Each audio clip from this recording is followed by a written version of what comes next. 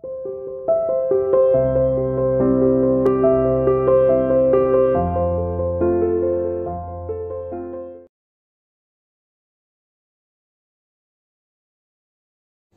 to CI International School online classes. Hello students, how are you? Hope you are fine. बेटा हम history का chapter number 3 के questions हम कर रहे थे। चैप्टर था हमारा द दिल्ली सुल्तान, दिल्ली के सुल्तान। दिल्ली के सुल्तानों के बारे में हमने पढ़ा था इस चैप्टर में कि मुख्य रूप से 5 वंश हुए जिन्होंने दिल्ली पर शासन किया। कल के जो हमने क्वेश्चंस किए थे 1 से लेकर 13 तक 1 to 13 क्वेश्चंस कल हमने किए थे, जिसमें हमने जाना कि दिल्ली एक इम्पॉर्टेंट सिटी कब बना। तो दिल्ली इम्पॉर्टेंट सिटी बना था 12वीं शताब्दी में, और स्लेव जो फर्स्ट स्लेव किंग था वो थे कुतुबुद्दीन ऐबक, और उनके बेटे का नाम था इल्तुतमिश। कुतुबुद्दीन ऐबक के बाद जो उनके सक्सेसर थे, जो उनके उत्तराधिकारी थे, वो इल्तुतमिश थे। और इल्तुतमिश के बाद जो सिंहासन पर बैठा, जिसने उस थ्रोन को प्राप्त किया, वो थी रजिया सुल्तान। महिला होने के बावजूद भी वो सिंहासन पर बैठी पहली मुस्लिम शासक महिला थी रजिया सुल्तान, जो कि 1236 ईस्वी में सिंहासन पर बैठी। अपने सभी भाइयों में से वो सबसे ज्यादा इंटेलिजेंट थी, सबसे ज्यादा काबिल थी, इसी कारण वो सिंहासन पर बैठी 1236 ईस्वी में। लेकिन उस समय में जो बाकी के मंत्री थे वो उसको एक शासक के रूप में स्वीकार नहीं कर रहे थे, क्योंकि वो एक महिला थी। इसी विरोध के चलते 1240 ईस्वी में उन्हें सिंहासन से हटा दिया गया। इन सब के बारे में हमने पढ़ा। हमने टोकन करेंसी के बारे में भी पढ़ा कि टोकन करेंसी चलाई थी मोहम्मद तुगलक ने, और मोहम्मद तुगलक ने ये टोकन करेंसी चलाकर एक बहुत बड़ी मूर्खता की, क्योंकि लोगों ने सोने चांदी के सिक्के सेव कर कर सारा राज्य को जितना भी कर देना था वो तांबे के सिक्कों में दिया। और जब सुल्तान ने उस टोकन करेंसी को वापस लिया तो भी उन्हें लोगों से उन्होंने तांबे के सिक्के लिए, और बदले में उन्हें सोने और चांदी के सिक्के दिए, जिससे कि सुल्तान का राजकोष था वो बिल्कुल खाली हो गया।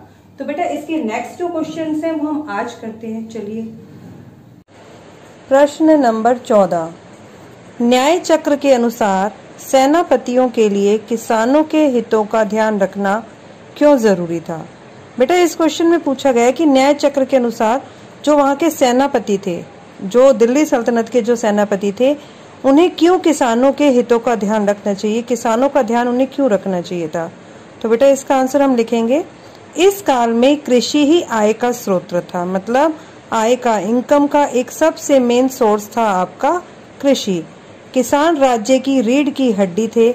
मतलब जिस तरीके से मानव का जो शरीर है वो बिना रीढ़ की हड्डी के खड़ा नहीं हो सकता, उसी तरीके से यदि किसान दिल्ली सल्तनत के काल में अन्न को नहीं उपजाते तो दिल्ली सल्तनत कामयाबी पर नहीं पहुंच सकता था, क्योंकि दिल्ली सल्तनत की इनकम का सोर्स ही किसान थे।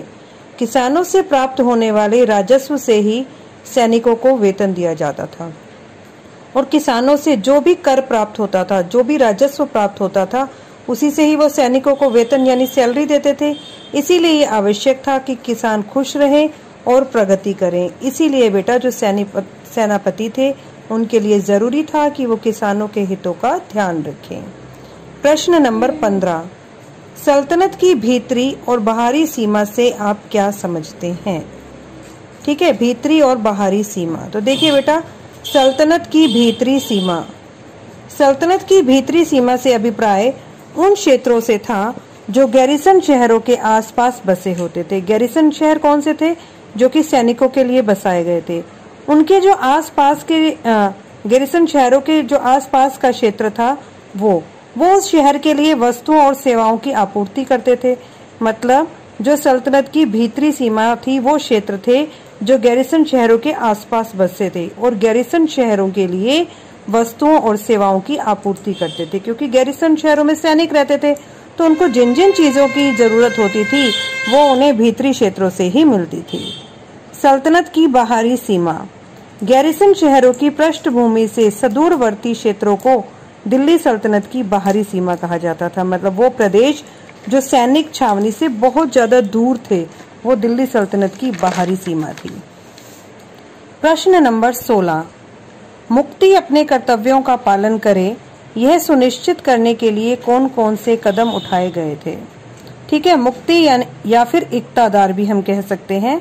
मुक्ति या इक्तादार अपने कर्तव्यों का पालन करे, यह सुनिश्चित करने के लिए निम्नलिखित कदम उठाए गए। नंबर 1, मुक्ति की नियुक्ति वंश परंपरा के आधार पर नहीं की जाती थी। वंश परंपरा मतलब यानी कि यदि किसी मुक्ति की मृत्यु हो जाती तो उसके बाद उसका बेटा ही यदि मुक्ति के पद पर बैठे तो ये तो हो गया वंश परंपरा, मतलब पिता के बाद पुत्र को जो स्थान मिले। लेकिन मुक्ति की नियुक्ति वंश परंपरा के आधार पर नहीं की जाती थी। नंबर 2, मुक्ति को एक इक्ते में थोड़े समय के लिए ही नियुक्त किया जाता था, उसके बाद उसका स्थानांतरण कर दिया जाता था। बेटा मुक्ति अपने कर्तव्यों का सही से पालन करे, उसके लिए ये कदम बहुत ही अच्छा था कि उसको एक इक्ता में थोड़े समय के लिए ही उसे वहां का मुक्ति नियुक्त किया जाता और उसके बाद उसका ट्रांसफर कर दिया जाता था। ऐसा इसलिए किया जाता था ताकि मुक्ति वहां पर अपनी शक्ति को बढ़ा न ले और राजा या फिर सुल्तान के विरुद्ध विद्रोह न कर दे। नंबर 3, मुक्ति द्वारा लोगों से एकत्र किए गए राजस्व की रकम का हिसाब लेने के लिए राज्य द्वारा लेखा अधिकारी नियुक्त किए जाते थे। मतलब राज्य एक अधिकारी नियुक्त करता था जिसका नाम था लेखा अधिकारी। उसका क्या काम होता था कि मुक्ति जो लोगों से कर कलेक्ट कर रहा है, जो राजस्व कलेक्ट कर रहा है, उसका पूरा हिसाब किताब वो लोग रखते थे। ठीक है। नंबर 4, इस बात का ध्यान रखा जाता था कि मुक्ति राज्य द्वारा निर्धारित कर ही वसूले और उसके साथ साथ वो इस बात का भी ध्यान रखते थे कि मुक्ति उतना ही कर वसूले जितना कि राज्य ने निर्धारित किया है। वो राज्य द्वारा निर्धारित कर से यदि वो अधिक कर वसूल करता था तो उसे दंड दिया जाता था। नंबर 5, मुक्ति तय संख्या के अनुसार ही सैनिक रख सकते थे। मतलब जितना सुल्तान ने तय किया कि मुक्ति अपने इलाके के अंदर, अपने इक्ते के अंदर इतने सैनिक रख सकते हैं, तो बेटा वो उतने ही सैनिक रखते थे। यदि वो इससे अधिक सैनिक रखते थे तो वो फिर दंड के भागीदार होते थे। देखिए प्रश्न नंबर 17, दिल्ली सल्तनत पर मंगोल आक्रमण का क्या प्रभाव पड़ा? तो बेटा दिल्ली सल्तनत पर मंगोलों ने आक्रमण किए। ठीक है, जब मंगोलों ने दिल्ली पर आक्रमण किया तो उसका बहुत अधिक प्रभाव पड़ा, वो आज हम इसमें पढ़ेंगे। देखिए, मंगोल आक्रमणों ने दिल्ली सल्तनत के प्रशासन के लिए बहुत बड़ी चुनौती खड़ी कर दी।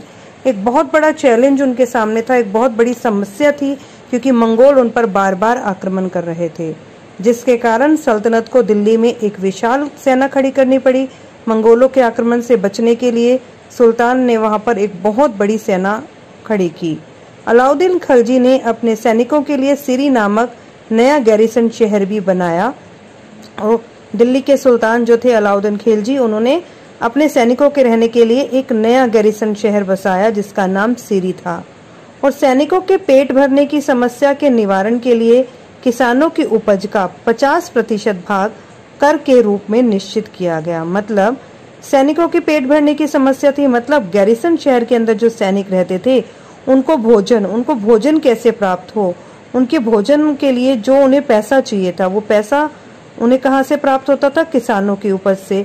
और किसानों की उपज का भी कितना प्रतिशत? 50% जो भाग था वो कर के रूप में निश्चित कर दिया गया और उसी पैसे से सैनिकों के लिए भोजन आता था। सैनिकों को नकद वेतन दिया जाता था, मतलब अब उन्हें जमीन नहीं दी जाती थी बल्कि उन्हें पैसा जो था वो कैश में दिया जाता था। और जो मोहम्मद तुगलक हुए उन्होंने भी दिल्ली के निवासियों को दक्षिण में बनी नई राजधानी दौलताबाद भेज दिया। मतलब क्या किया इन्होंने? मोहम्मद तुगलक ने राजधानी को बदला, दिल्ली की जगह अपनी राजधानी दौलताबाद में बसाई और दिल्ली में उन्होंने गैरिसन शहर बसा दिया। तो जो दिल्ली के निवासी थे उन्होंने उनको वापस दौलताबाद भेज दिया, लेकिन ये उनकी बहुत बड़ी मूर्खता थी, क्योंकि जब लोगों ने विरोध किया तो उन्हें वापस दौलताबाद से लोगों को दिल्ली भी लाना पड़ा था। और उसके लिए उन्होंने एक विशाल सेना भी खड़ी की और मंगोलों के आक्रमण से बचने के लिए उसने भी एक विशाल सेना खड़ी की थी। प्रश्न नंबर 18, क्या आपकी समझ में तवारीख के लेखक आम जनता के जीवन के बारे में कोई जानकारी देते थे? जो तवारीख के लेखक थे, क्या वो आम जनता, जो आम पब्लिक थी, उनके जीवन के बारे में क्या क्या जानकारी देते थे या नहीं? आप बताएं इसमें। ठीक है, तो इसका आंसर लिखेंगे हम, तवारीख के लेखक आम जनता के जीवन के बारे में कोई जानकारी नहीं देते थे, कोई भी जानकारी नहीं दी, क्योंकि नंबर 1, तवारीख के लेखक नगरों में रहते थे, शायद ही गांव में कभी रहते हो। मतलब जितने भी तवारीख के लेखक थे वो शहरों में और ज्यादातर दिल्ली में ही रहते थे और वो गांव में नहीं रहते थे, शायद ही कभी गांव में रहे हों, क्योंकि यदि वो गांव में रहे ही नहीं तो वो उन लोगों के बारे में कुछ जानते ही नहीं थे, इस कारण भी उन्होंने लोगों के बारे में नहीं लिखा। नंबर 2, वह अपना इतिहास सुल्तानों के लिए उनसे से अधिक इनाम पाने की आशा में लिखा करते थे। मतलब वो जितना भी इतिहास लिखते थे वो सुल्तान के लिए लिखते थे, ताकि वो सुल्तान से ज़्यादा इनाम को प्राप्त कर सके। और जब सुल्तान से इनाम प्राप्त करना है तो वो सुल्तान की कमियों को नहीं दर्शाते थे, वो सुल्तान के लिए इसमें अच्छे से अच्छी बातें ही लिखा करते थे। ठीक है, आगे देखिए प्रश्न नंबर 19।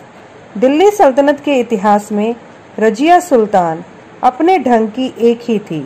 क्या आपको लगता है कि आज महिला नेताओं को ज़्यादा आसानी से स्वीकार किया जाता है? तो बेटा दिल्ली सल्तनत के इतिहास में रजिया सुल्तान अपने ढंग की एक ही थी, क्योंकि वो दिल्ली पर शासन करने वाली पहली महिला शासक थी, पहली मुस्लिम महिला शासक थी जो कि दिल्ली के सिंहासन पर बैठी।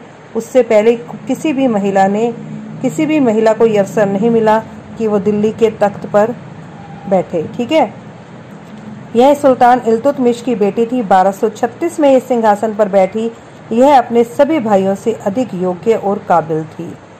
ठीक है, और आज की बात करें तो हाँ, आज महिला नेताओं को ज्यादा आसानी से स्वीकार किया जाता है, क्योंकि हमारे देश में लोकतंत्र है, डेमोक्रेसी है, और जिसके अनुसार सभी नागरिक समान है। मतलब हर एक नागरिक, चाहे वो किसी भी जाति का हो, किसी भी रंग का हो, किसी भी धर्म का हो, अमीर हो या गरीब हो, या फिर महिला हो या वो पुरुष हो, उसके साथ इस आधार पर हम भेदभाव नहीं कर सकते।